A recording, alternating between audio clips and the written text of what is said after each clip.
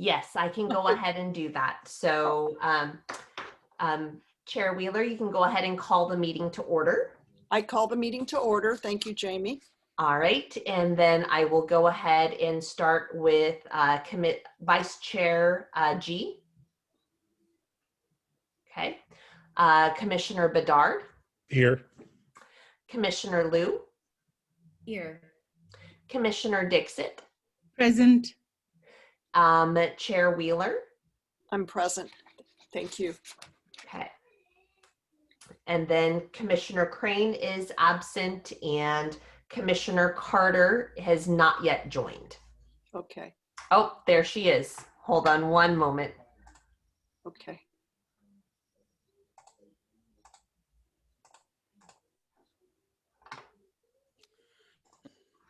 Okay. Hi, Carol, is that you? Now. Oh, you're unmuted now. Yep, you're unmuted. Okay, Carol. Okay. So now, Yes. okay, so Jamie, can we do the Pledge of Allegiance, please? Yep, I will go ahead and share my screen.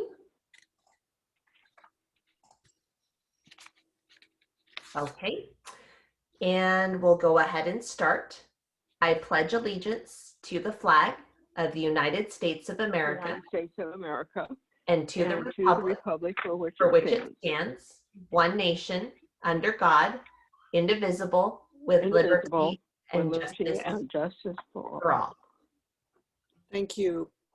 Okay. I'm going to ask now for, is there anyone who has a public comment for items not on the agenda? I will give it just a moment. And we do not currently have anyone in the audience, and no hands are raised at this time. Okay, thank you. Okay, so now we'll go on for the consent calendar. Do I have a motion approving the minutes for the regular meeting of December 2nd, 2021? Yes, I move. Okay, do I have a second? I second. Thank you so much. Jamie, would you take a vote? Sure. I will go ahead and start with Commissioner Liu. Okay. Commissioner Bedard. Aye. Vice Chair G. Okay. Commissioner Carter. Yes. Commissioner Dixit. Yes.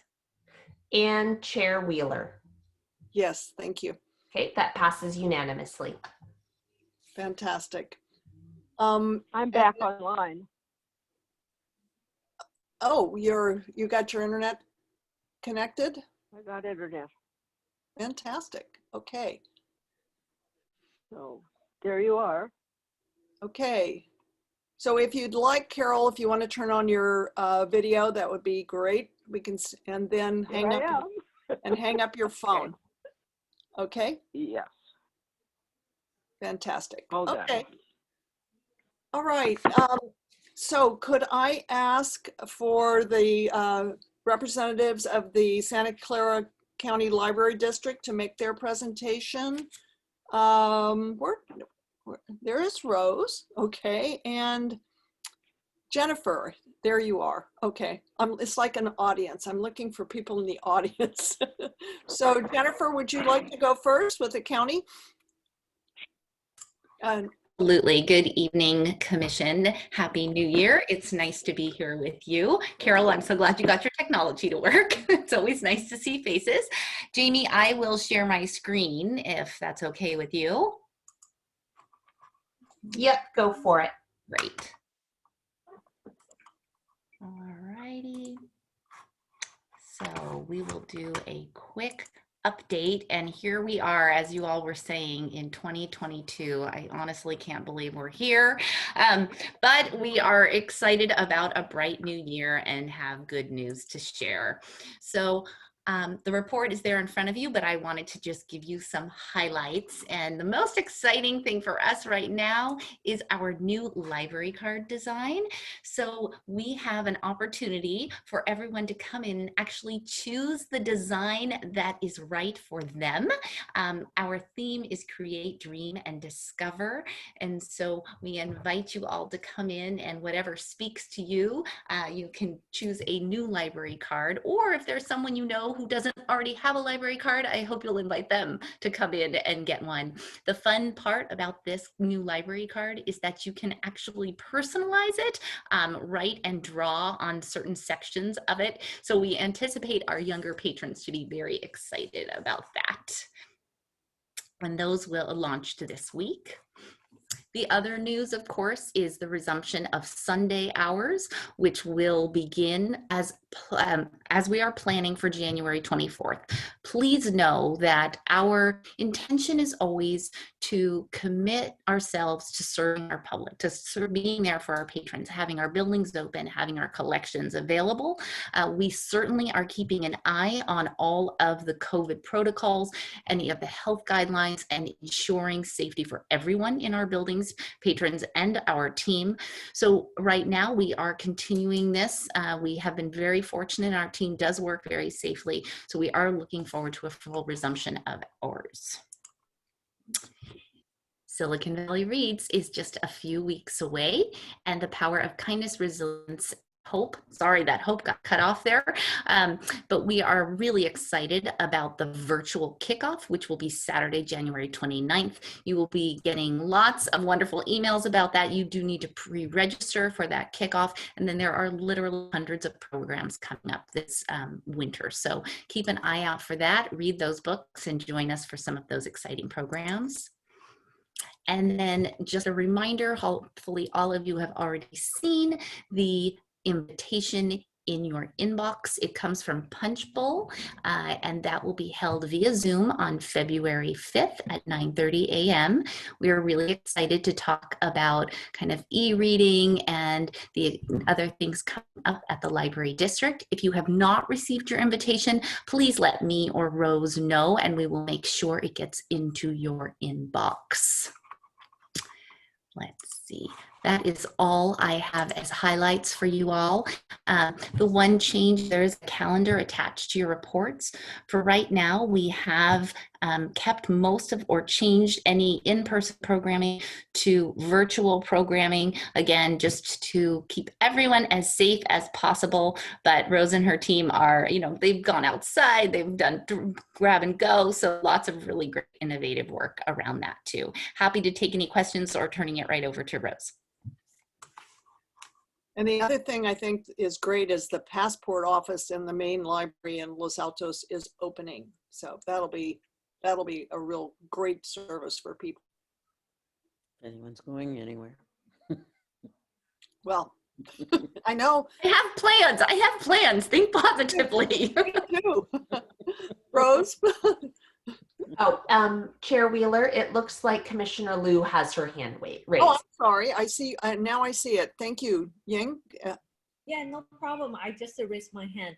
I would like to get an update, if any, about the library app, the mobile app. I think that was something probably since a year ago. I've been asking for an update, like the status of the mobile app. I'm wondering if there has been any progress. Commissioner Luke, so we have launched the app for both Android and Apple. So let me make a note to ensure that Rose and I get that information to you directly so you can get that downloaded. It is called Biblio app. It is a wonderful interface. I think you'll really enjoy it. Super easy to get from the Apple Store or however you collect your app. So Rose, we'll follow up and make sure that gets in your inbox so you can click it on your phone. Okay, excellent. That's good to know. Well, I probably do not remember where I missed that meeting. I think that would be great, like if we can spread the word to let more people use that. Actually, on my phone, I still have the very old SCCL app, and it's just not working very well anymore. So I will ensure that you get that link. Okay, yeah, thank you. I think it probably not only me, probably we can let the community know. Yeah. Thank you for the update. That's exciting.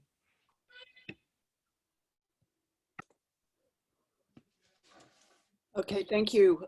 Rose, would you like to present, please? Yeah, I'm going to share my screen too.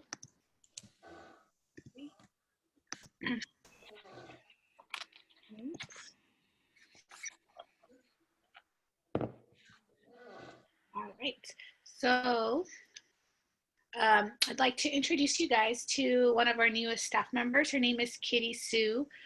She is a library page. She's started with us just, I think, last week. There's a little bio of her. And, you know, after the hiring freeze that the county had, we were lucky that we can start hiring more people to help fill our vacancies so that we can open up more hours. So that is Kitty, and we're hiring more people, you know, as we speak. And for statistics, we did see an increase this month, which was nice to see after some decline in statistics, which was average for all the libraries. And you'll see that it went up about a little over 2,000 for items checked out, items checked in, went up as well. And our patrons served at the library and online also went up. So we're happy to see that. I'd like to also highlight we had a couple of holiday theme programs in December. This was our wreath making program. Joel, our librarian right here, that's his passion and his strength. He does this program every year, and this year he went to the different libraries to have this program. So it was very, very nice that we could have it at Los Altos. And the collaboration program we had with at the community center with the recreation department also went really well, and just some highlights from the photos here that we have. And as Jennifer mentioned, we had a couple of these scheduled for in-person. These are health programs for January, but they were all now Zoom programs, and they're available online. There's a series of them here. You'll see that you can sign up for depending on the topics of interest, and they're available to sign up for on our website, and you'll receive the Zoom link close to the date and time of the program. And I also, let me stop sharing. Would like to let you guys know that Bryant will be taking over for me while I'm on maternity leave. So we're very happy to have him cover once again for me. He did a great job last time, and it'll be a very smooth transition. And many of you already worked with him. I think only a couple of you haven't met him, but if you haven't had a chance to meet him, he's great. So my maternity leave will start February 5th, and he'll start on February 7th. So if you have any questions, I'm happy to answer them. Congratulations, Rose. Yes. Thank you. Thank you. Yeah. Yeah. We're sorry to see you go, but it's for a wonderful reason. And you're going to have another wonderful little baby like Olive. So we look forward to that. You can be sure to send us pictures as soon as it's another little girl, right? Yes. Yeah. We're very excited. Fantastic. Wonderful. And we love Bryant. He's so wonderful to work with. So that's very reassuring and good. So we feel like we're in good hands while you're on maternity leave. Thank you. Okay. Yeah. Wonderful. Does anybody have questions for Rose? Okay. Not necessarily a question. I guess just first, congratulations, Rose, and you did a wonderful job, and both you know, between work and life, so that's great. And then secondly, I think given the rising cases of the Omicron, I'm wondering if there has been additional procedures in our library to prevent the spread of the virus. So we're following county protocols as they, you know, come to us. But since we've opened the library, you know, our janitors, we have a janitor during our open hours who is continuously cleaning. Our staff are taking safety precautions, of course, our masks mandate. So whatever county protocols we have, and luckily everybody's been safe, and you know, and we'll change our protocols as they come to us from the county. Okay. Carol, do you have a question? Carol, you're on mute. Carol, you're muted. You're still muted. Huh? Okay, now you're good. Thank you. Rose, when does the passport service begin? It starts January 24th, but appointments are open right now. So you can go Okay. on our website and make an appointment for passport services and to book the Orchard Room for community events. Thank you. That leads to a question. Rose, are there any attendance limitations for the Orchard Room? The capacity is 100. Are you making any restrictions on how many people can attend? Are you talking for the community programs? Yeah. Yeah, we do not have restrictions right now because the county hasn't provided us with restrictions, but it's very rare that we have a group book the room that has 100 people. It's usually, smaller groups, but we just have to go by the capacity provided by the fire marshal at this time, unless the county provides us with some guidelines there. Super. Sometimes my organization books that we hope to get 100, but so far, no show. Okay, thank you. All right, if there's no more questions, we could go on with the city council meeting schedule. Jamie? Thank you, Chair Wheeler. So in your packet, you saw overall information. And so in your commissioner handbook, there is, and I included the excerpt in the report, but essentially if there is an item of interest that pertains to the purview of the Library Commission, it's expected that there's at least a representative from the commission that attends the meeting. And so what I put together is a listing, and we do have a joint commission between Los Altos and Los Altos Hills.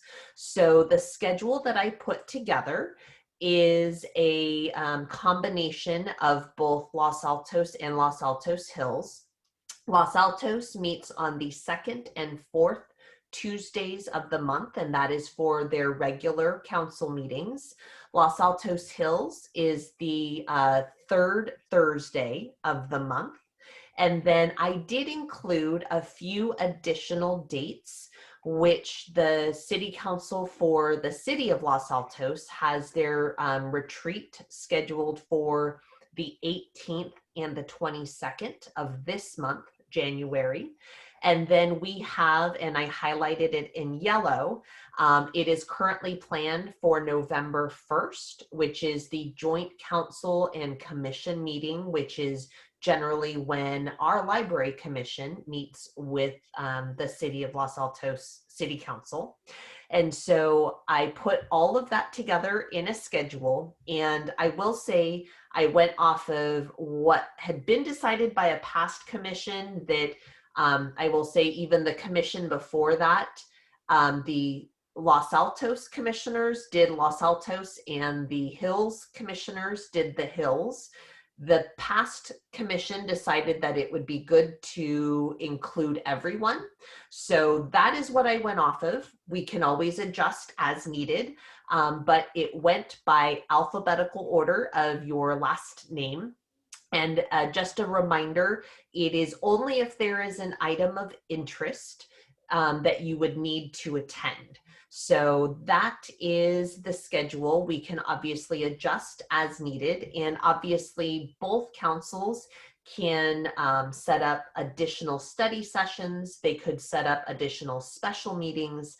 Those obviously are not known at this time, and obviously if something comes up, we can always decide who may need to attend when those meetings come up. But these are just for the regular or known meetings that we have at this time. And that is what is on the calendar or schedule at the moment.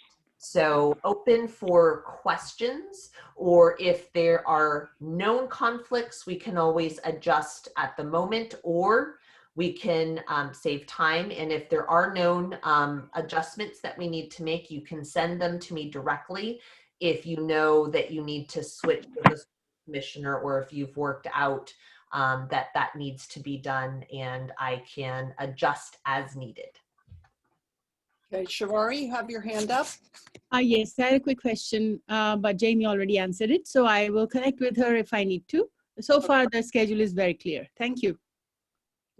And we can always, if you need someone to substitute for you, feel free to reach out and that will happen. Someone will substitute if you're unable to. Yeah, and I can be the best conduit for that. So if you do know that there is a meeting, and again, this is just if there's an item of interest that's within the purview of the Library Commission. If there isn't anything on the agenda, no need to attend. But if something does come up, they're always interesting, lots of good conversations at the meetings. So again, I can be the best conduit. You can always email, leave me a voice message, and we can take care if there's a conflict, and we can work that out through me. Thank you. Okay, I would like to suggest one change to the agenda at this time.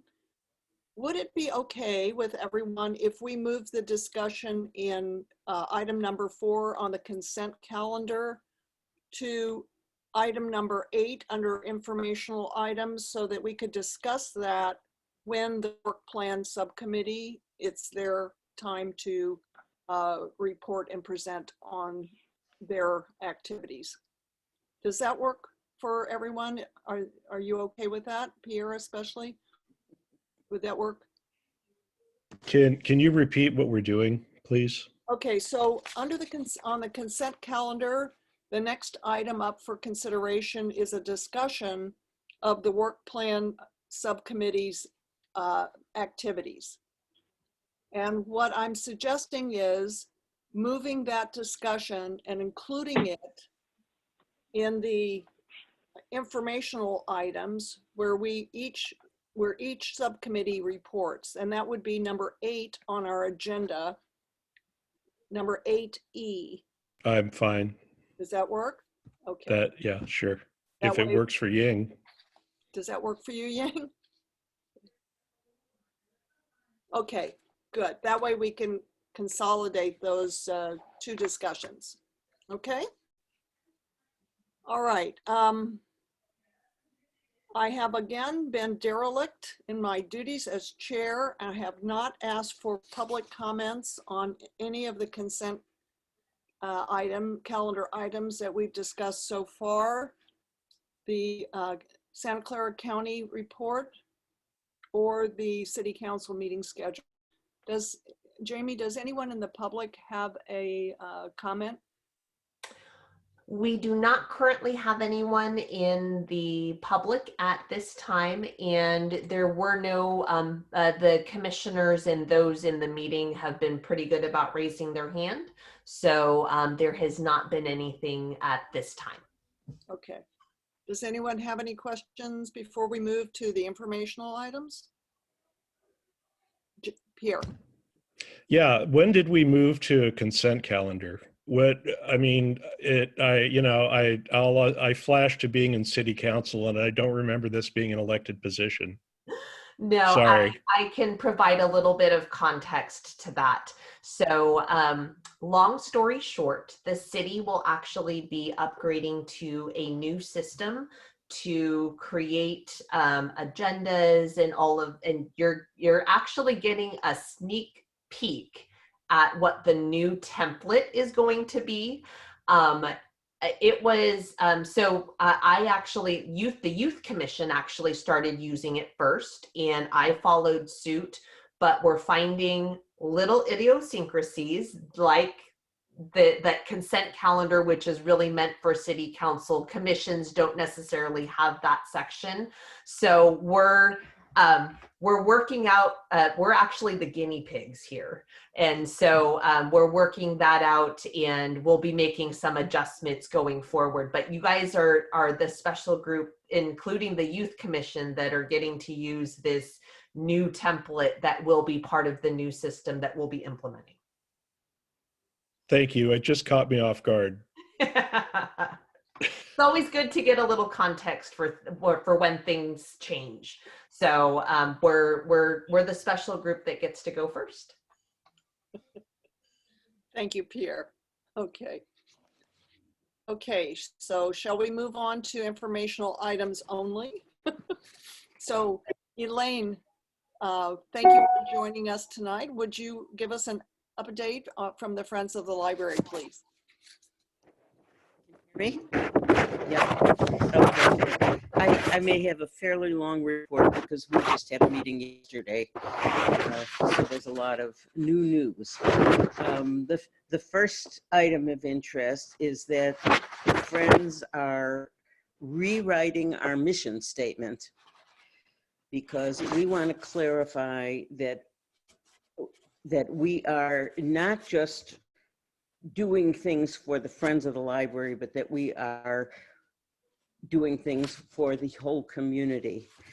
I think a couple years ago, we were all stunned when we were considered an outside group, something that we never actually felt we were. And so we decided to clarify the statement, and I haven't got it. We're still working on the wording, but we will become the Friends of the Library of Los Altos and the community of Los Altos. So it's just the feel. We have always felt ourselves a part of the community center, and I think Jamie probably can attest to the fact that every time the community center needed something, we were happy to buy it. We bought many tables and things like that. But now we note that we funded a shared program that the library and the community center ran. So that fits very well with our new theme. And when we have it written, we will then come to you and invite you that if there is a program that you feel is appropriate, or if there's something, then feel free to come to the Friends and ask if we can buy it or pay for it or whatever. So we feel that our books come from the community. We process them and reuse them, and we would like to give back to the whole community in addition to the library community. So that was the first big item that we discussed. Second, we have been talking, and this actually is on your agenda also. We have been talking with the city manager about space and about possibly either upgrading or adding to the library. And I'm not talking about a new building, but I was very interested in seeing your work on the divider for the program room, because we are putting together a list of potential improvements that could possibly be done at the same time as either adding on or finding space for the Friends in the library. So to that end, I keep repeating this because I am so worried that everyone is going to forget this. I have asked Lolly, who tends this piece of money that we have, how much is in that account right now? This is money that Lolly only invests, only the city can spend it, and it is to be spent on capital projects. Lolly told me that right now there's a little over 2.8 million in this fund. The Friends of the Library also have a designated fund. This is all the money that we received from Virginia Whipple, and we've been following it for 18 years. And that money, she gave us, I think, $100,000, and now it's close to $500,000. So I just want you to know, put your list together. There is at least 3.3 million that is available. It will be spent either by the city. I mean, the Friends could spend theirs anytime, but the city has to approve any project. It's their building. So it's a good time. And our feeling personally is that it's a drop in the bucket for a new building, so we might as well fix up what we've got. We're also asking Lolly if they have ever designated, they received the bulk of the Whipple money, and if they have been following money that Whipple earnings that haven't been spent, and if they have anything that they would consider contributing to this. So I think we've got somewhere between 3 and 4 mil at least to work with on construction or remodel or whatever the need is. I also don't know if you're aware that at one point in time, there were plans to expand the library. The Friends, at that time, the Friends hired an architect who drew up plans. Rose has the plans now. The city manager will get them right after Rose to take a look at them. And he is considering contacting the architect. So this is someone who knows the building, or at least has studied adding on to it before. We are having a book sale the first weekend in February. Unfortunately, it's the same weekend as the forum. But we set that date before we knew that there was going to be a forum. Our book sale will be in Lacey and in the library, since Lacey is not quite big enough.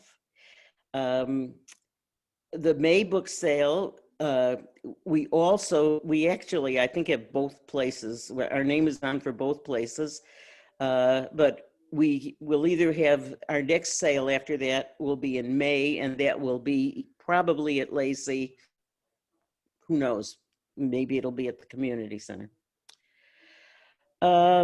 This month, we're having our annual magazine sale in the library. That's where we sell all the library's discarded magazines.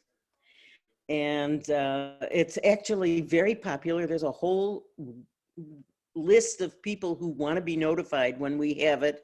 And that sale usually makes a couple $1,000s. So it's regaining more of our money back. And here's one just kind of exciting piece of news. We had a book donated that we felt was so valuable, we sent it to an auction house, and our book is going to be auctioned on January 27th. It is a 2-volume set of, I believe, Asian art, and they have appraised the book at $800 to $1,200. So we are lot number 195 if you want to follow our auction. Oh, and this is at PBA Auctions. And Ongoing and Amazon are doing very well. That's it. Wonderful. Thank you, Elaine. Anyone have any questions? Pierre. So, hi, Elaine. I'd like to jump in. I've been attending the Friends of the Library board of directors forever, it seems, but you're telling that to me? Yeah, but it was a great meeting, and I think the importance of what's going on within the city is the Friends and the city are really trying to make this work at with Gabe, right, and with the president, Elaine, and Suzanne. No, and with Rose. Rose is very important. And Rose, Rose. Well, Rose is, I should never assume Rose, but yeah, Rose is heavily into it. But I think this is the direction that initially people are going into, especially with all the other capital needs that are out there. At least, and I just wanted to say that to the group from having attended the meeting and listening to some of the other conversations.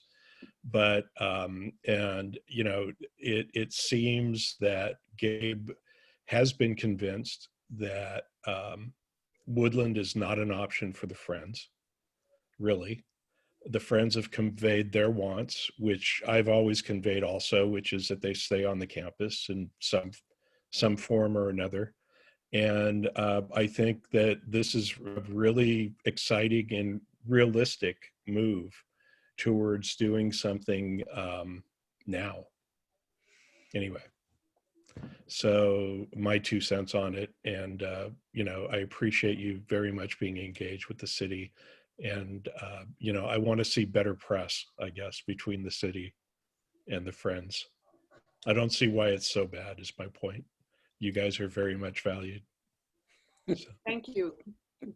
In our infrastructure subcommittee meeting, Rose talked to us and told us that she had located these architectural drawings and was in the process of digitizing them, and then would share them obviously with Gabe, our city manager.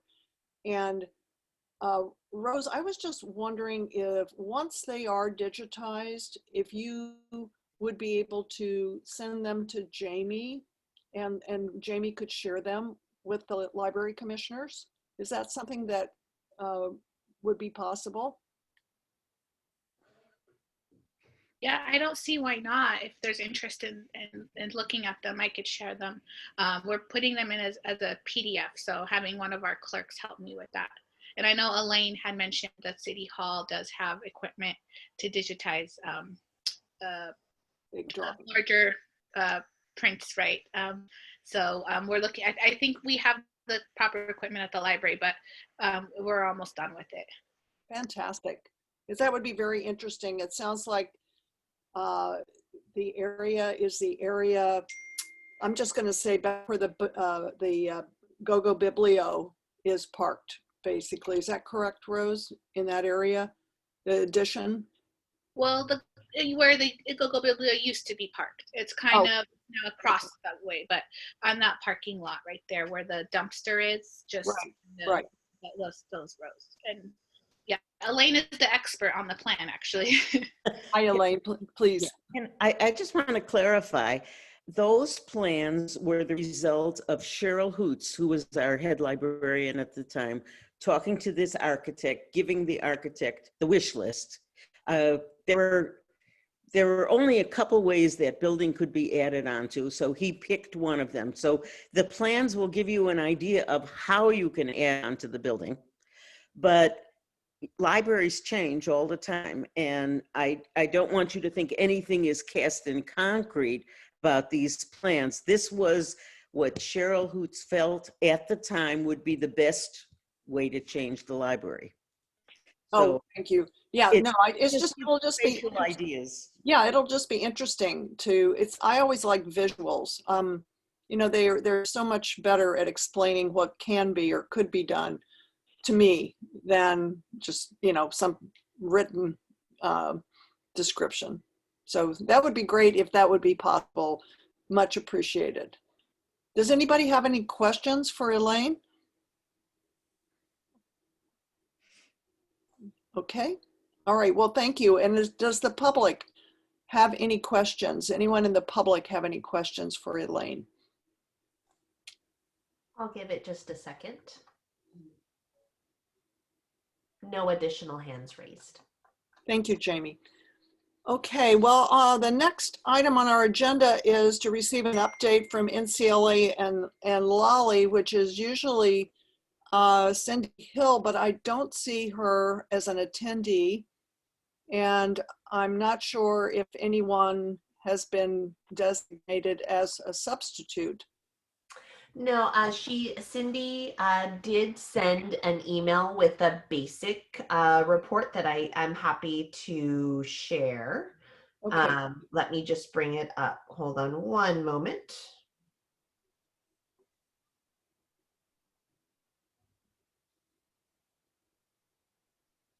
Okay, so she said for her update with Ncla, there is not much, but there will be a meeting on January 31st.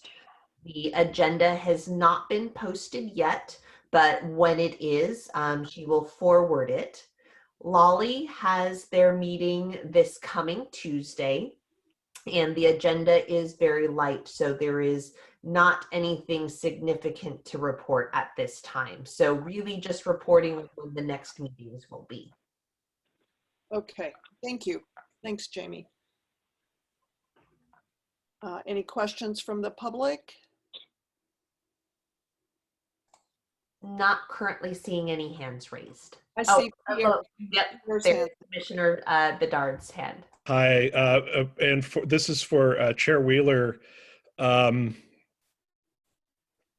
You know, there's talk of monies from Lolly and monies from the Friends, but are we, I mean, in my opinion, NCLA funding should definitely be part of the pot of this effort. And Well, because I haven't heard NCLA's name, that's the only reason I mentioned it. And that's my only comment. yes, and I certainly think that would be something appropriate to bring up when Cindy attends perhaps the next meeting. You know, we did discuss at our last meeting that the funds that are raised via the parcel tax can be used for a variety of things, including additions to the library. And it would be good to have Cindy confirm that and just have that as a mix of possible funds that could be tapped. And certainly since a number, you know, a good deal of the parcel tax revenues have not been expended because of the COVID situation to cover extended hours, I would think that, you know, there may be more funds available than would normally be the case. I just think that that is a fact. But again, should be confirmed by Cindy. Yes, Pierre? Yeah, my only strong argument to the NCLA is they have to take a very liberal view of the definition from a legal perspective, because the NCLA parcel tax, from, you know, my esteemed legal background, is, I believe, for the benefit of the populace or for the benefit of the inhabitants. Well, I know which Cindy, could be, Cindy you know, very Cindy liberal. indicated that they had an actual legal opinion on the funds and what they could be spent for. So, which is an opinion that that reinforces that they can be spent. That view. Okay, cool. Councilmember Meadows, please, you have your hand up. Thank you, Chair Wheeler. I was just going to say I agree with what Commissioner Bedard was saying, and I know that there's an opinion, but we now have new council, the Los Altos Hills. When I said council, that's a SEL rather than CIL, legal counsel on NCLA. So I think probably we need to take that understanding and confirm, and then there may be some differing in opinions, as there have been even regarding administrative support, which is clear, I think, clearly laid out. So it will be a topic that I think NCLA should address so we can bring some more clarity forward, because yes, in theory, that is true. But what's the level of support, and what is our new NCLA legal counsel feeling on that, I think, older opinion? But good point. Thank you. Thank you for that. And TBD. Okay. Pierre has something to add to that. I was just going to say, I think I'm the only one who's ever rendered opinion on that contract, from what I can tell. No, so no, it's probably coming back to me.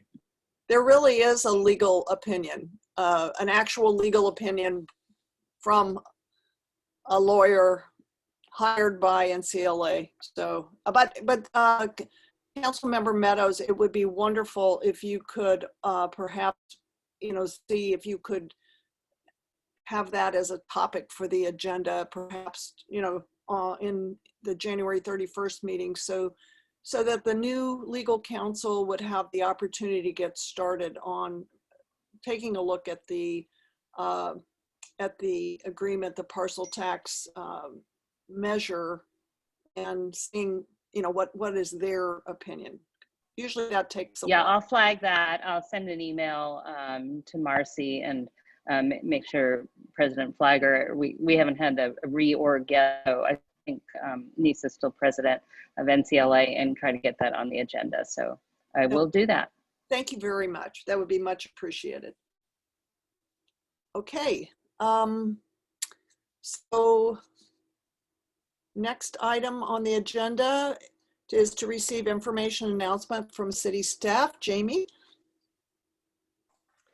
Thank you. So the first one is that we, obviously with current conditions of the pandemic and with the Omicron variant, we actually did adjust one of our larger expected events, which was our annual New Year's Fun Run. We were planning in person, but we made the decision to adjust to a virtual event. And so we did that, and when it was in person, we actually had over 200 registrants, but just felt that with where things were, that it would be safer for all involved to adjust to a virtual. So we did that, let everyone know, and we had some individuals submit photos after they did their self-paced 5K. And so we'll be sending certificates to those that sent in photos, and we'll be displaying those photos on our city website as well. Also, we were planning an in-person kind of open house to celebrate the Juniper Room at the community center, which is our teen space. But because it's a small space and indoors, we're actually going to be canceling that open house and just pushing that date out to maybe doing something when things are a little bit nicer and we might be able to incorporate the outdoors. So we'll be getting information out about that cancellation and then also adjustment as well. We're still hiring facility attendants, so if you know anyone that is interested in flexible hours and would love to join our recreation team, information is on our city website, and we're continually hiring for that position.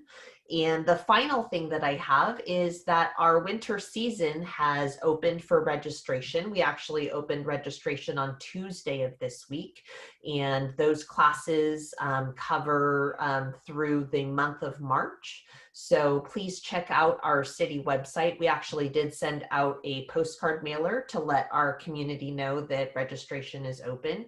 But please check out our website and sign up for anything that is of interest. And that is all I have to report at this time. I'm happy to answer any questions if there are any. Any questions? Questions from the public? Okay, thank you, Jamie. Commissioner. Sorry. Oh, My apologies. Are you looking, I mean, do you need help at all in terms, in terms of the Friends of the Library fees? I know that, that popped up. I mean, it was odd. It was very bizarre. It just popped up on the city council agenda. And, for the waiver, I didn't hear about it. I mean, does a commission, do we, do you need help? Can we help? Does it matter? Do we stay out of it? I just had to ask because it's definitely becoming an issue with the Friends, as you know. No, right? absolutely. With Lacey and. Great question. So I think it'd be good to provide context. So current policy that we have, and this goes for any type of fee waiver, is that anything with a value over $1,000, it does require city council approval. If it is below the $1,000 mark, it's the city manager or his designee. This is a policy that was actually put in place back in 2008. So that's what we currently have. I will say that's something that our department is looking at a little bit more closely. Now that the community center is open, we're actually receiving quite a few just requests to use the space for free. And so obviously trying to make sure that we do that in a fair and consistent manner. And we obviously have that current policy in place. So at the moment, it at least process-wise, it usually those requests come directly to staff, and then depending on where it falls on the value level, it either goes to the city manager or it's elevated up to city council. Again, something that we will definitely be taking a look at, but regardless of regardless of I get it. doing the requesting, that's kind of the mechanism that's in place at the moment. Thank you very much. Yeah, absolutely. Okay, thank you. And now we should go to the reports from the various subcommittees. And so what we're trying to implement as a new, I don't want to use this strong word policy, but a process is to have reports submitted by each of the subcommittees for this regular library commission meeting. And I sent around, I sent in a copy of the minutes of the subcommittees that I'm on, the Awareness Subcommittee and the Infrastructure Subcommittee, just as an example of what a report might look like. I know that we try to meet on a monthly basis, the subcommittees, perhaps more often as needed, but it's a way for each of the subcommittees to memorialize what they've done in the past month, which will help the members of the commission who are not on that subcommittee to understand what's going on, to refresh our memories when we don't remember and would like to have a document to look back on. So Jamie has kindly added the 2 minutes, one from the Infrastructure Subcommittee and one from the Awareness Subcommittee, to our packet this evening, just to use as a way to report on from those 2 subcommittees. So Jamie, the first subcommittee that's up is the Infrastructure Subcommittee. Would you be able to please share that document, the minutes? Would be happy to. Hold on one moment. Thank you.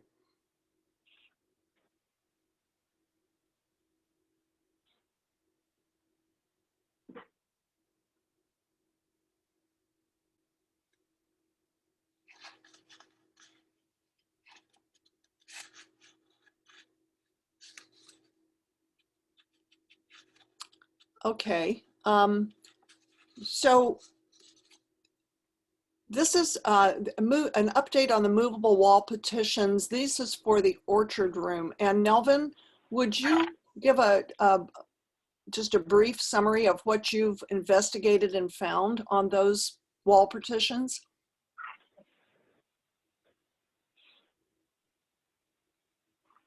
Oh, Nelvin? Commissioner G, we're having a hard, we're not getting your sound.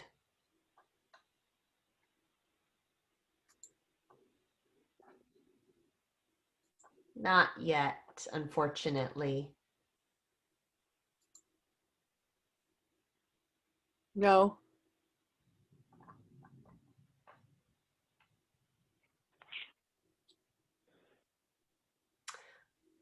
Vice Chair G, you might try basically jumping out of the meeting and then coming back in. Sometimes I've found that for some reason it just needs to resync to what is on either your laptop or workstation. We could try that. Okay. Okay, I'll move to the next one just and give Nelvin a chance to jump back on. But if we go to item number 2, it's the patio door at Woodland. We were having a lot of trouble with the door. It was making noise, but then the last time we investigated it and went over there and looked at it, it wouldn't shut all the way. And Rose advised our subcommittee that the HVAC vendor identified the problem as being too much air pressure. Rose, you were going to update us at this meeting on what the 2 options for fixing the problem might be. Are you able to do that? I was just pulling up the wording they used because it's just want to make sure I have everything accurate. So they basically said that the when the HVAC is on the economizer mode is when the building is drawing air to cool the temperature to save energy. And then the too much air pressure was pushing the doors open, and the building is sealed extremely well, so that not a lot of air is escaping. So the options that I'm going to explore with our administration and with our maintenance department is that we could look at not having it in that mode, or to have a window or roof hatch open during open hours that will reduce the pressure in the building, which is what's keeping the door from closing. So we haven't looked at the options yet to see what's best, but once we do that, I can update you guys. Okay, all right, good. So we'll just keep monitoring that door to see once it's fixed, is it making the same amount of noise? You know, does it continue to be a problem, or with the various amounts of maintenance that will be performed, has this problem been solved? If not, we were looking to try to identify a door that would meet all of the fire department's requirements that would be much quieter, because that was one of the problems that people raised as a real issue at Woodland, was the kids like to go in and out to go to the patio, and when the door opens and closes, it made a great deal of noise. Nelvin, are you back? Yes, can you hear me? Yes, perfect. Yeah. All right, great. So initially we had started looking at these partitions, and my first inclination was to look at glass partitions. However, we decided to move more towards panels that are acoustically treated. So therefore, you can actually hold two meetings side by side without one meeting interfering with the other. Looking at the potential vendors, there is a distributor for one of the larger vendors in San Carlos, as is mentioned in this particular set of notes. And so I'll be giving them a call to find out what it's like. They have both the panelized ones as well as the soft accordion styles. In addition, our library in Morgan Hill has the panelized construction. So I'm planning on actually going there and finding out some more information. And I'll report back to the Library Commission in our next meeting in terms of what I found. But I'll be contacting the San Carlos distributor next week. Thank you, Nelvin. So these petitions the information that Nelvin's gathering about them would be useful for both the orchard room project, where we're trying to look into the feasibility of being able to divide the orchard room into 2 meeting rooms, and for the Woodland expansion, if we are able to expand the Woodland Library and provide a community meeting room to be able to divide that so that we could have 2 smaller meetings to make that community meeting room as flexible as possible. So let's go to the follow-up meeting, follow-up on dividing the orchard room. So there's the ceiling in the orchard room, for those of you familiar with it, is not flat. There are different levels of the ceiling. So in order to have a flat level surface for the tracks for these wall dividers, we would have to build think of it as a divider for this that would plug up this ceiling, so that number one, you would have soundproofing, and you wouldn't have the sound from one meeting just going over the tracks, the movable partitions, and into the next meeting room. and also would allow for a track to be built for the movable petitions. So I don't think that it's a terribly complicated thing with my brilliant, with all my expertise in construction. However, we need to have a way to have some reasonably decent drawings produced to show the ceiling divider. And Carol had a great suggestion to go over to Foothill College. We believe they have classes on, draftsmanship, and see if there's a student who could provide us with drawings at a reasonably decent cost, which we would take care of. We wouldn't ask to be reimbursed.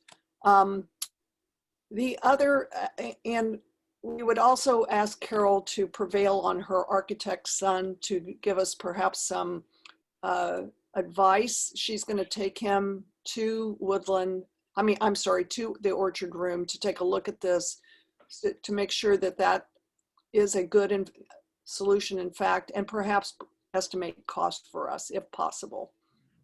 The other thing that needs to be investigated, I need to follow up on this, is whether or not, if those rooms are divided, while they're divided, do each of those separate rooms then need an exit door directly to the outside?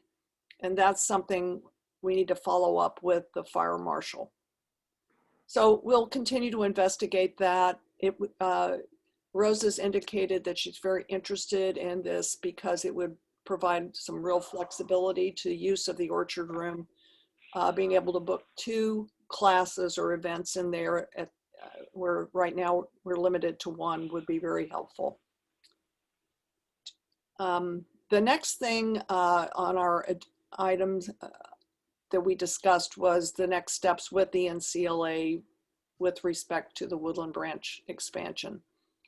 So what we want to do, and we spoke with Rose about doing this, is for our subcommittee to set up 2 meetings, or 2 sets of meetings, I should say. One is for us to meet with Jennifer and with Steve and with Rose O'Brien to talk about the Woodland expansion and get the perspective of Rose O'Brien, Jennifer, and Steve about the project and their input, their concerns, their wish list, just their input, so we can have just a real opportunity to discuss this project with them. And the other thing that we would like to do is to ask to meet with the Los Altos City Council members to discuss the project and get their input, their views. This just will give us a better idea of how this project is viewed, issues that would arise that may be there that we can't anticipate without help from these groups. And so that's something we plan to try to organize shortly. And then we talked about new items. We are asking Rose for some input from herself and her staff about infrastructure projects or issues that we, the subcommittee, might be able to assist with. And so Rose has agreed to meet with her staff and come back to us with ideas, issues, something that, perhaps projects that we might be able to help with. So that concludes the infrastructure subcommittee meeting report, unless Nelvin or Carol would like to add, and if you would, please do. I don't have anything to add. I think this was a very comprehensive report. Okay, Nelvin? Yeah, I'll second what Carol said. Okay, great. Do you have any questions, members of the commission, or Councilmember Meadows, Jennifer, Friends of the Library, Elaine? Okay, Pierre, Sorry again, me. no I have to problem. break the ice. My only comments around section 4, and it's sort of a Brown Act type comment versus subcommittee comment, but in terms of the sell to the city council and getting the project going, I think the subcommittee's done a good job, or is doing a good job, of actually putting together the presentation and everything else. But I think this is input, not a demand. But I think the commission, or I'd like to sort of be involved in the sale of it. I mean, there's ways to, I could see it. It's not a sell. That's not the purpose of this. It's really to try to, and it is, I am concerned about the Brown Act issues, but, and Councilmember Meadows, please weigh in on this, but it's really an opportunity for the subcommittee to just meet with each council member individually and say, these are the plans that we've been working on, and I think they are somewhat aware of them, at least because we've reported on them at our meetings with the council as a whole. And just to have them have the opportunity to say to us, well, have you thought about this? Or, I object to this, or I'd rather you did this, or whatever. I have no idea what their input would be, but it's an opportunity for us to get their input. I'm good with that. It just doesn't say that. It just doesn't say that in the line. That's all. In the line, it implies that it's a sale to the entire. That's all. That's all I'm saying. But I agree with your tactic. The line says the subcommittee will meet with Los Altos City Council members to discuss this project, period. Okay. Exactly. Not individually, not, I mean, it's your, and not, you know what I'm saying? Okay. It's fine. Thank you. All right. Do any other of the council member, or the commissioners have any questions? Okay, any members of the public have any questions? I'm not currently seeing any hands raised. Okay. All right, super. The next subcommittee up for reporting is services. So I've, due to personal reasons, I didn't put in the report, but I do have some concerns about the report, but really on services, we've got two things going on. The first is the drop boxes. We met with Manny, Julie Crane and I met with Manny last week. And he said that he alleged that the traffic engineer is looking at the location on the Civic Center. And they're also going to look at the Woodland and look at our proposal and get back to Rose. And that's where we left that, I think. Rose, do you want to, have you heard anything or? So no, I have not heard from Manny about the results from the city yet. So I'm waiting to hear from him. And the second thing is to look at the results of the survey and look at the request for services and things like that and juxtapose it. We're waiting for the information from Rose. And those were really only the two items that we had. We met about a week and a half ago, I believe. We meet monthly. Okay. My concern, I mean, the only concerns I have about doing the subcommittee report, I'll be very brief in my doing them. I think anything we put, we have to be mindful that anything we put in a report becomes a public document and gets published. I mean, that's, it's easy to say, duh, that's true, but that's a fact. And the second thing is, if I don't happen to make it, please don't, I don't want to get shot. That's all. In other words, I want sort of a no fault type of policy that if the report doesn't get in, it just didn't make it in. I bought a new shotgun expressly for the purpose of enforcement. I know. That's why I brought that up. No, but those are the only two things that I'll, in doing the services one, I'll try to be extremely brief. And if I don't manage to make it, I apologize ahead of time. Okay, does anyone have any questions? Elaine? Yeah, can you explain what you mean by a Dropbox?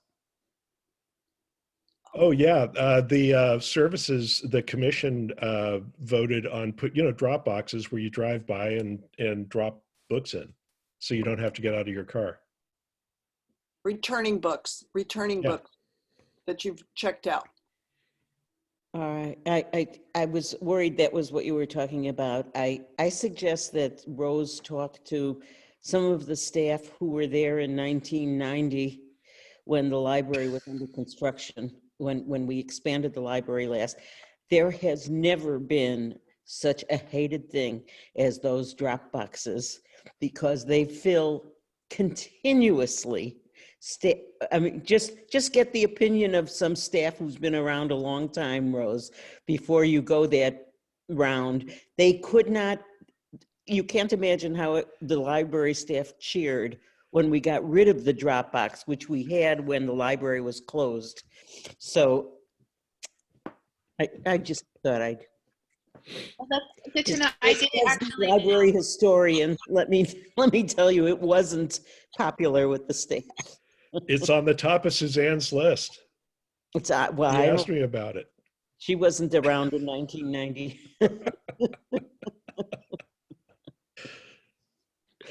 Good input. Rose, you were going to I was gonna say, I actually didn't know that we had those in the parking lot when the library was closed, because we have other library. Cupertino Library is in the process of looking at theirs for their library parking lot, and we were working with I was working with their manager as well. Let But them do that's it first. Let them do it first. I think they're farther ahead than us. So yeah. Thank you, Elaine. Okay, any other questions for Pierre for the Services Committee report? Okay, any questions from the public, Jamie? Do not currently see any hands raised. Okay, the next subcommittee is awareness. And Jamie, if you would be so kind as to share your screen. This is the report from the awareness subcommittee meeting. And the first item is something that I do need to talk to Rose about. I was going to just wait a little bit, Rose, because of your, the death in your family. I didn't want to intrude upon you right now, but I've been trying to figure out how to update the spreadsheet for the resources and am unable to do it. So I need to call you and we need to walk through it. I think this is the information I need and I don't know how to get to it. But anyway, that's something we can do offline. Sure. Okay, we, in past meetings, we've identified that Gunn High School, Homestead High School, and Mountain View High School are high schools that may have online newspapers or print newspapers that might have opportunities for the library to publicize events or resources that they would wish to publicize to the high school demographics.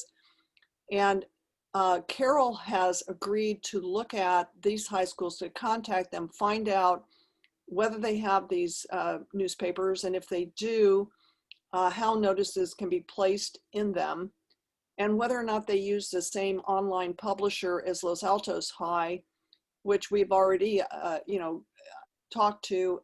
They have a very low cost for ads, for actual ads.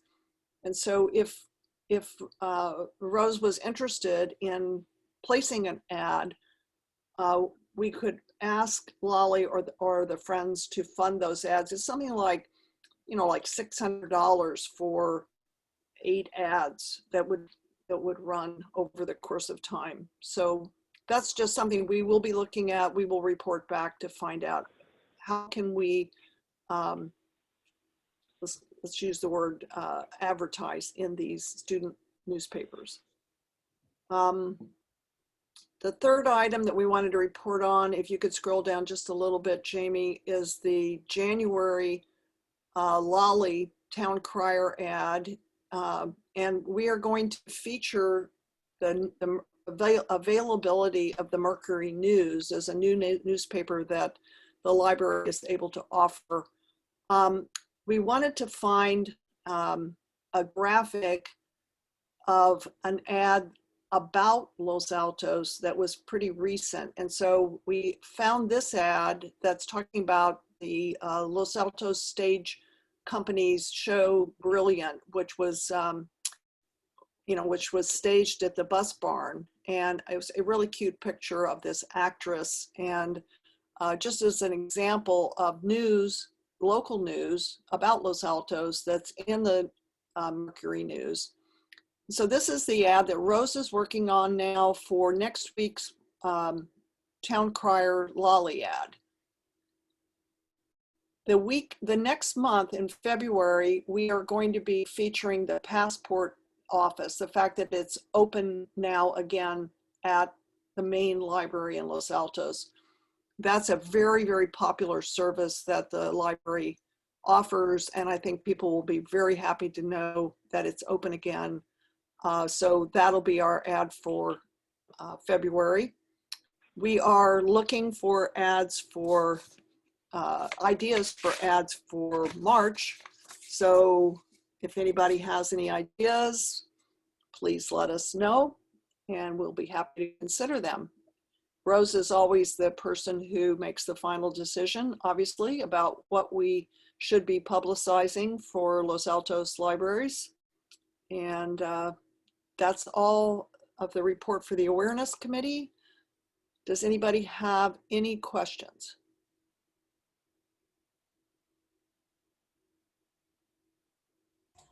Okay, yes? Not currently seeing any hands raised. Okay, and no public. Okay, wonderful. Okay, the next subcommittee is the Future Subcommittee. Melvin? Yes, so the Futures Subcommittee last met on November 19th. We have another meeting scheduled for tomorrow. At the last meeting, we discussed and brought up 4 potential projects to go pursue, 2 of which we have assigned, and then 2 we still need to talk through a little bit more to figure out how to handle it. But the first one is relatively straightforward. The idea of offering a new service to patrons, which will allow them to take their old media and convert it to new formats. So in other words, let's say you have a wedding VHS tape and you want to convert it into MP4 or possibly burn it onto a DVD. How can we go ahead and do that? Or let's say you have old photos and you'd like to have them digitized. Now, I believe Brian did some work on this already, so I need to follow up with him. There were some examples of possible equipment. Some of the equipment I think is no longer on the market. So I've got to do some research, and I assigned myself to go ahead and do that. The second one is actually fairly ambitious, and Julie signed up for it, and that is the idea of a private-public partnership to obtain some downtown space. And in that downtown space, we could essentially pilot some concepts on what we can do with the library, how things might be arranged, and this could actually be used as a vehicle to promote awareness as to what a redeveloped library might offer. So that's kind of where our head is at on essentially a fairly ambitious project. And Julie's taking the lead and we'll be running with that to try to define what we can do. Other things that were brought up include drive-through services for book pickup and returns. There was also discussion regarding how could we possibly increase peer awareness of new and relevant materials. So one possibility would be quick video reviews. Another would be how could we perhaps integrate existing library forums like book club into other areas that might interest folks. So that needs some additional exploration. We don't have anyone assigned to work that just yet. The idea is that when we meet again tomorrow, we'll try to refine some of these ideas and report back. Thank you, Melvin. Do any of the commissioners or Councilmember Meadows have any questions? Pierre. Yeah, aren't two of the items services, Delvin? The video conversion and the last one? There's always going to be I mean, some discussion as to where the overlap is, right? We were just trying to think, hey, what kind of future capabilities might make sense, right? okay. Yeah. I have a question. So Nelvin, about the second project that Julie's taking on, could you go into a little bit more detail about that? You want to have a downtown space where you would perhaps maybe show, is it like models of a imagined redeveloped library, or sections of a library that could be remodeled, or new services, or could you explain more about Yeah, I think that this is something that we would have to work with library staff on in terms of how to go about showcasing things. This could be, for example, new furniture. It could be a model layout. It could also be something like, you know how we have the 3D printer right now, but perhaps there's additional things we could do around technology, robotics, etc. Just to kind of highlight some things that we may not have space to do right now inside the main library. Okay. But it would not be just Julie by herself or the future subcommittee. We would actually be working with library staff. But the big challenge, of course, is defining how much space would make sense and who possibly we could work with to essentially make that space available. Okay. Pierre?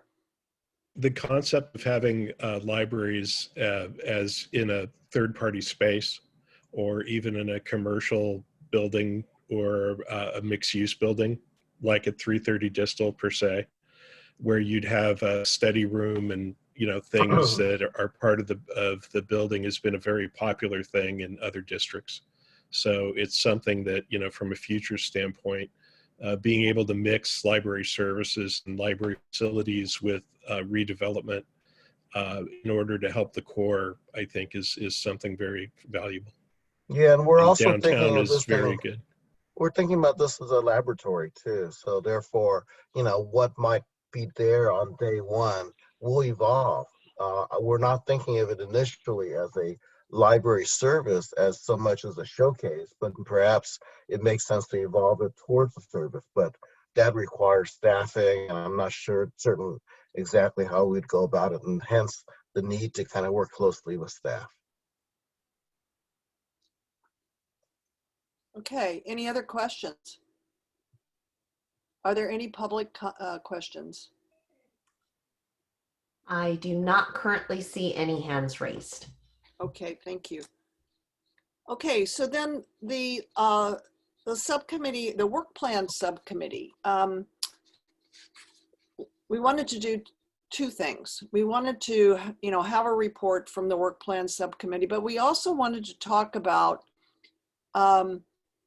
processes or regular processes or updates where the work plan could be updated on a regular basis from the input by the subcommittees. For example, the reports that would be submitted, so that you would have a mechanism for updating that work plan on a more regular basis. I'm not saying monthly, but perhaps,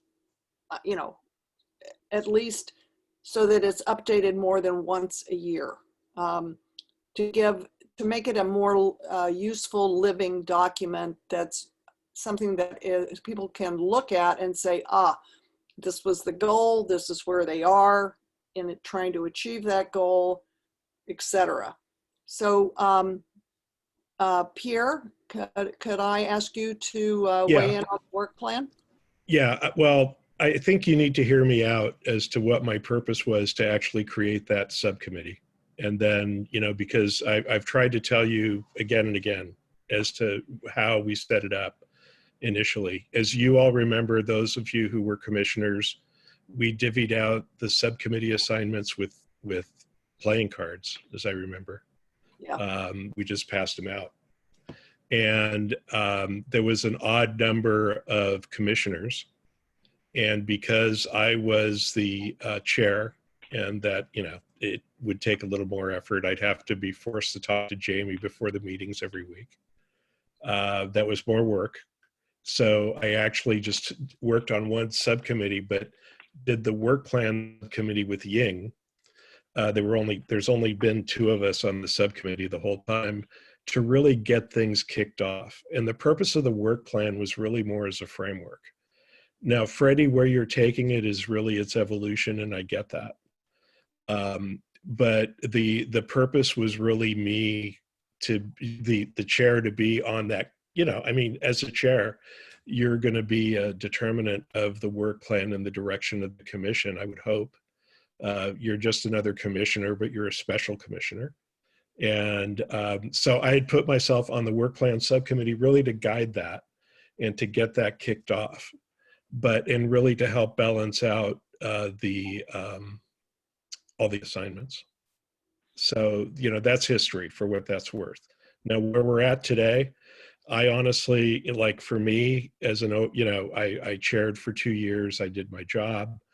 I want to step back from that role. I really believe that I'm not the guy who should be, I shouldn't be, I can be, but I really am not, wouldn't be heartbroken not to be on the work plan subcommittee, which would essentially leave me with 1 subcommittee assignment. So, that I just wanted to be clear that the work plan subcommittee, it's not like all the other subcommittees. It was more like a standing executive type thing, right? Where between Ying and myself, we could make a determination and plot along that way in short order. It wasn't something like we met every month to plot something, to forward something on. So I've said my piece.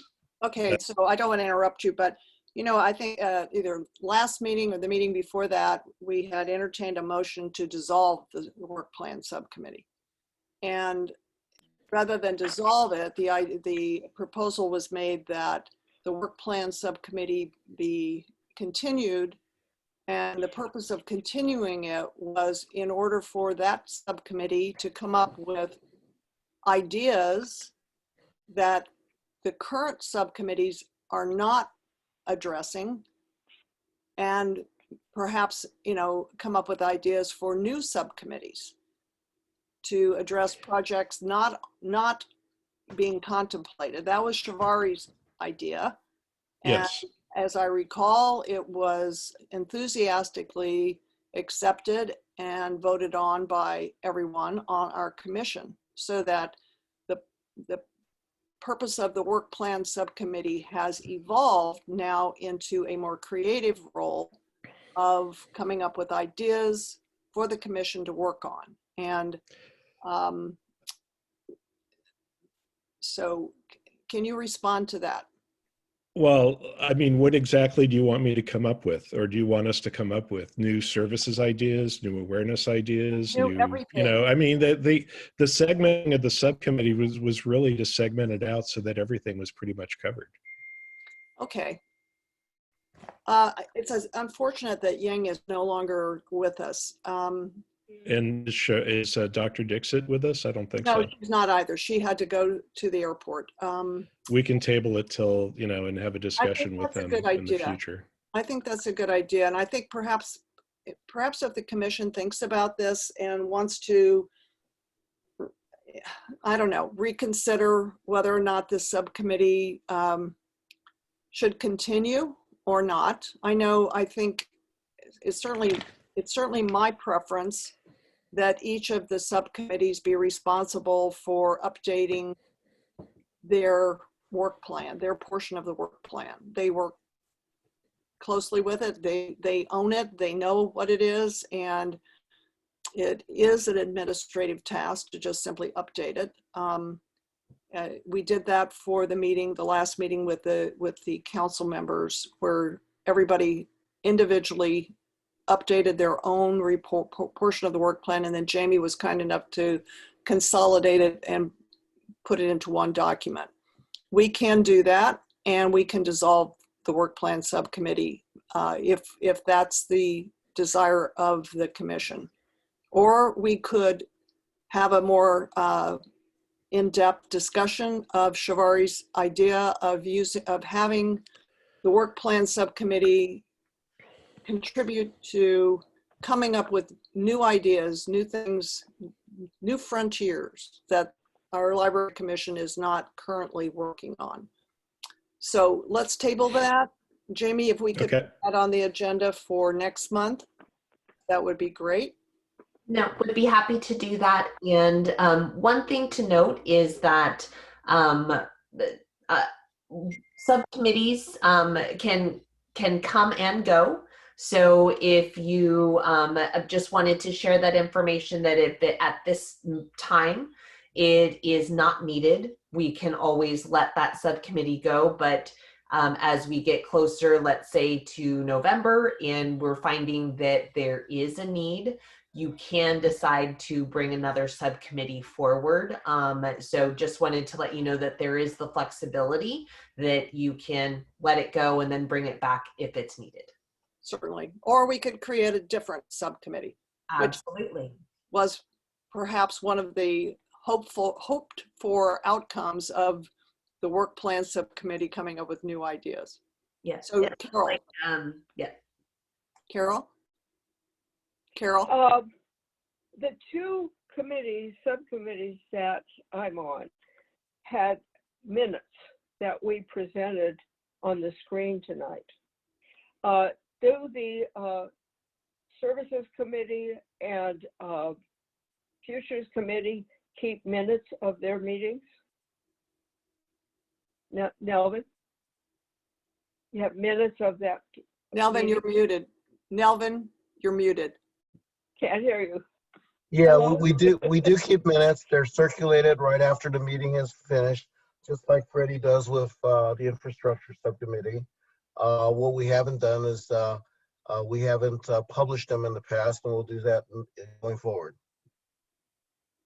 I think that showing them on the screen during the general commission meeting is a good idea.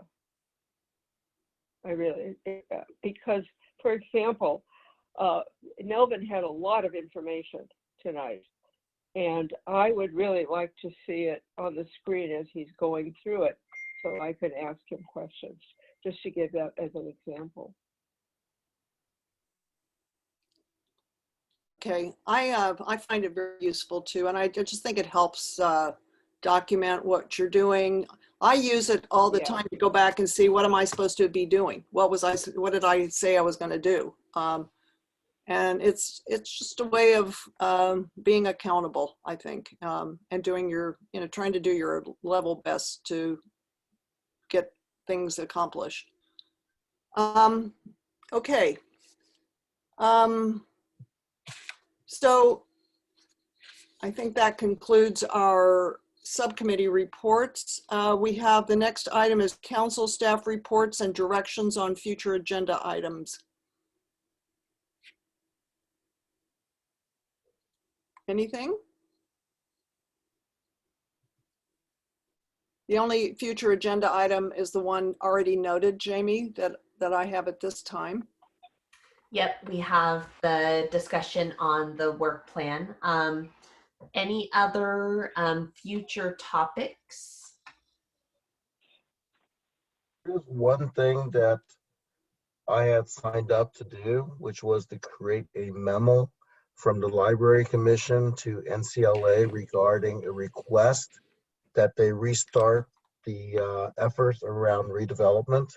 I'm drafting that. I would like to have some time in the next meeting to essentially get input on the draft I've created.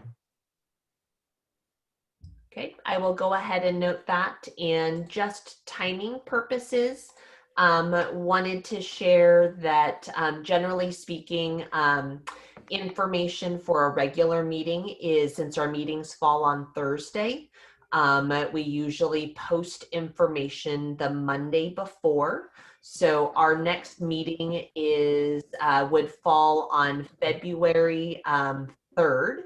And so I would need the information. It would be posted by the 31st of January. So no later. If you have it earlier than that, that would be preferable, but we would need it to post by the 31st. I've made notes of that. If the reports from the subcommittees, if, for example, if our subcommittees meet on the 1st and 2nd of February, can we post those at the meeting? Yes, so as far as process goes, we do have the ability that we can post that the information will be forthcoming, but posting it ahead of schedule, I am the one that's generally posting it. So depending on work schedule as far as meetings or things like that, it will be included, but whether it's right before the meeting, it just depends on timing. But as long as it's, if it's submitted by the 31st, it will be included with the full upload, and then pending that, we can get that uploaded hopefully as soon as it's received. Perfect. Thank you, Jamie. Thank you. And then I think Commissioner Bedard had his hand raised. Passed. No. Oh, okay. Too late. I forgot. All right. Wonderful. All right. Well, if we don't have any more items, then I think we can adjourn. The Chair Wheeler, one last thing, and it was just more of an announcement. I just wanted to, and it's one that I've updated Chair Wheeler and our returning council liaison, our Vice Mayor Meadows. Recreation is actually going to be doing some liaison shuffling. What I wanted to let you all know is that I will actually be transitioning to be the staff liaison back to the senior commission where I started when I first joined the city of Los Altos. And so I'll actually be transitioning the liaison role for the library commission to our new recreation supervisor, Mary Jo Price. Mary Jo is waving hi. So she's been, she actually attended the last meeting and was kind of getting to know the commission as a whole. It's going to be a slow and steady transition. It's not like it's going to be a stop and that's it. So you will still have me for a little while as we get Mary Jo acclimated to the library commission, but you will be in very, very, very good hands. Mary Jo has been a wonderful addition to our staff in the past 6 months, and just wanted to say that it's been an absolute pleasure working with all of you, and we'll continue to work together for a little while, but we'll slowly be transitioning you over to Mary Jo. So just wanted to share that, that we'll be starting that process going forward. Thank you, Jamie. Well, we want to thank you so much for all your wonderful work with the Library Commission for all this time, and we will miss you very, very much, but welcome, Mary Jo, and we certainly look forward to working with you. And so we'll work through the transition, and thank you so much. We're very much appreciated. No, thank you. And we will continue to be virtual for a little while longer. We're not quite sure when we'll be back in person, but we seem to have a really good system for our meetings virtually, and so we'll continue in that fashion. And no, thank you for everything, and we will see you in, if not before, our next meeting will be February 3rd. One question I do have, and Vice Mayor Meadows, maybe you can also help with the information. Do you have any idea that when we do transition to in-person meetings, there has been some discussion about we would have hybrid meetings? So there would be both, you know, people can meet in person, but people who still don't feel comfortable meeting in person would have the opportunity to, I call it Zoom, bring Central in. Do you know where we stand on that? You know, I don't know the specifics. I think everyone agrees with the concept, but I think there's technical difficulties with that. And Jamie, you and I had that in one was it open office hours or something? Yes, it was. Yeah. Yeah. So I can't speak to that. I don't know if it's been solved, but I mean, everyone would like to do that. But I'm not sure where it stands. That's what I heard, was it's an aspiration, but technical difficulties. So No, there's definitely some logistics to work out. And I know that was something, I don't know where it stands. I know they were looking at it for city council meetings, but I think on the commission level, I'm not sure if that was also considered, but we'll definitely be virtual at least for the next few months. So we'll be in this format for a little while. okay. All right. Well, thanks so much. I guess if there's no more business, we'll adjourn our meeting. Thank you everyone for attending, and we'll see you next month. Thank you so much. Bye. Bye-bye. Thank you.